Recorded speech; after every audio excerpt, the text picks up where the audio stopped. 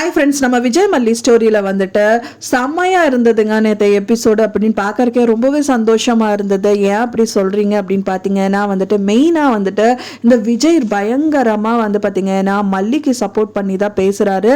So அதை பார்க்கும்போதே பயங்கரமாக பூரிப்பு அடைஞ்சிருச்சு அப்படின்னே சொல்லலாம். ஆனால் மல்லி தான் வந்து பைத்தியக்காரத்தனமாக வந்துட்டு ரேணுகாக்கா தான் முக்கியம், அண்ட் வெண்பா குட்டி உங்கள் கூட தான் இருக்கணும், நீங்கள்லாம் அங்கே போய் இருங்கிற மாதிரியெல்லாம் நிறைய விஷயங்கள் சொல்கிறாங்க. அந்த ஃபோட்டோ உடஞ்சதுக்கு கூட நான் இப்போ உடஞ்சது கூட ஏன் வந்து ரெடி பண்ணீங்கிற மாதிரி எல்லாம் கேட்குறாங்க.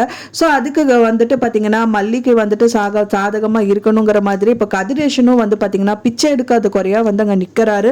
அவர் கேட்குற ஒரு வார்த்தையும் வந்து பார்த்தீங்கன்னா செம்மையாக இருந்தது அப்படின்னே சொல்லலாம். ஸோ இதுக்காக தான் நம்ம இத்தனை நாளும் காத்துட்டு இருந்தோம்.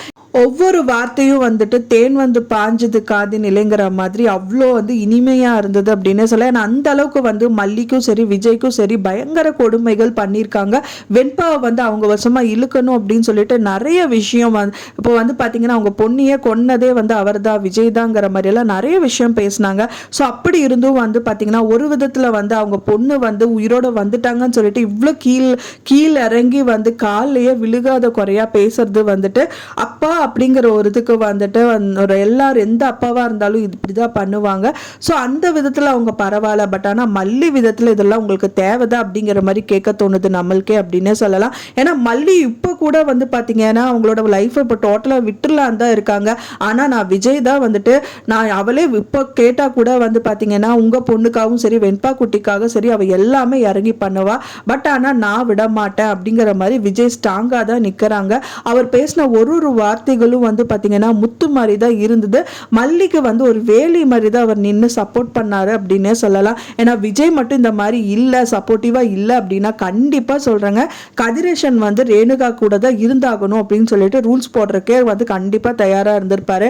ஆனால் விஜய் அவங்க பக்கம் இல்லை, ரேணுகா பக்கம் இல்லாதது வந்து இவருக்கு மைனஸாக இருந்ததுனால தான் இந்த வார்த்தைகள் எல்லாமே வெளிவருது அப்படின்னே சொல்லலாம். ஸோ அவர் என்ன சொல்லியிருக்காரு அப்படின்னு பார்த்தீங்கன்னா பிச்சை எடுக்கிறமா உனக்காக அப்படின்னு சொல்லி என் பொண்ணுக்காக உங்ககிட்ட பிச்சை எடுக்கிறேங்கிற மாதிரி பேசுறது. என்னோட மக, நான் பெத்த மக, அப்புறம் அவளோட மக, அவ பெத்த மக, எல்லாத்துக்குமே நீதான் மல்லி வேணும் அப்படிங்கிற மாதிரி கேட்கறது. அப்புறம் வந்து குலசாமி அப்படிங்கிறதெல்லாம் சொல்றது. அப்புறம் வந்து எனக்கு இந்த மூலையிலையாவது இடம் கொடுத்துருமான்னு சொல்றதுங்கிற வார்த்தையெல்லாம் வந்து பார்த்தீங்கன்னா ரொம்பவே வந்து கேட்கறதுக்கு சந்தோஷமா இருக்கு அப்படின்னே சொல்லலாம். மனசளவில் வந்து பார்த்தீங்கன்னா வந்துட்டு சந்தோஷத்தை தான் கொடுக்குது. ஏன்னா வந்துட்டு அவ்வளோ கொடுமைகள் வந்து கதிரேஷன் வந்து பண்ணியிருக்காரு. ஸோ இப்போ வந்து மல்லி கையில் வந்து கையேந்தி நிற்கிறது அப்படிங்கிறது வந்து பார்க்கறதுக்கு கொஞ்சம் சந்தோஷமாக தான் இருக்கு. ஆனாலும் என்ன சரி இப்படியாவது அவங்க வீட்டு விட்டு போயிடுவாங்க, மல்லி வரமாட்டான்னு சொல்லி விஜய் சொல்லிடுறாங்க. நான் வேணா அடிக்கடி வந்து உங்கள் பொண்ணை பார்த்துக்கிறேன், அவளை அப்பப்போ எப்படி இருக்கா என்னன்னு வந்து கண்டிப்பாக நான் பார்த்துப்பேன், நான் விடமாட்டேன் அப்படிங்கிற மாதிரி சொல்கிறாரு. இருந்தாலும் வந்து அவர் என்ன சொல்கிறாரு அப்படின்னா மல்லி கையில் தான் அவள் குணமாவா, அதனால வந்துட்டு நான் வேணா இங்கே வந்துடுறேன், என் பொண்ணையும் வேணாலும் இங்கே கூட்டிகிட்டு வந்துடுறேன் அப்படிங்கிற மாதிரி சொல்கிறாரு. அவங்க அங்க போகாததுக்கு இருக்கிற காரணம் என்ன சொல்றாங்க அப்படின்னு பாத்தீங்கன்னா மெயினா இந்த நிஷா தான் அப்படின்னு சொல்லிட்டு காரணம் காட்டுறாங்க.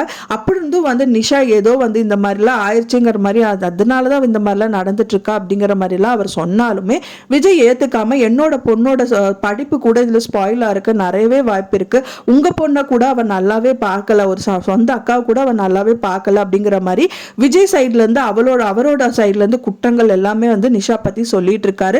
சரி ஓகே நீங்க வராட்டி பரவாயில்ல அப்படின்னு சொல்லி சொல்றாரு, ஒரு கேப் விடுறாரு, அதுவே ரொம்ப சந்தோஷமா இருக்கு. பட் ஆனா கடைசியில் ஒரு ஆப்பு வைக்கிறாரு அப்படின்னு சொல்லலாம். கடைசியில நான் வந்துடுற மாப்பிள்ள அப்படின்னு சொல்லிட்டு சொல்றாரு. இது கேட்கும் போது நம்மளுக்கு செம்மையா கடுப்பாகுது. இன்னும் வந்து வாழ விடாம தான் குடும்பப்படுத்துவாங்களாங்கிற மாதிரியே தான் நம்மளுக்கு நினைக்க தோணுது. இருந்தாலும் வந்து மல்லி அதாவது பெரியம்மா வீட்டுக்கு வரதுனால கண்டிப்பா அன்னபூர்ணியம்மா அண்ட் மனோகர் எல்லாமே அங்கதான் இருக்க போறாங்க. ஸோ அவங்க சைட்லயும் கண்டிப்பா சப்போர்ட்டிவா இருப்பாங்க. இவங்க பண்ற விஷயங்கள் எல்லாமே முதல்ல இருந்து மனோகர் கவனிச்சுட்டே தான் இருக்காரு. அவரே மனோகரே வந்து கண்டிப்பா வந்துட்டு இது கண்டிப்பா இது ரேணுகா கிடையாது, இது சுடர்தா அப்படின்னு சொல்லிட்டு கண்டிப்பா கண்டுபிடிக்கிறதுக்கு நிறையவே பாசிபிலிட்டி இருக்கு.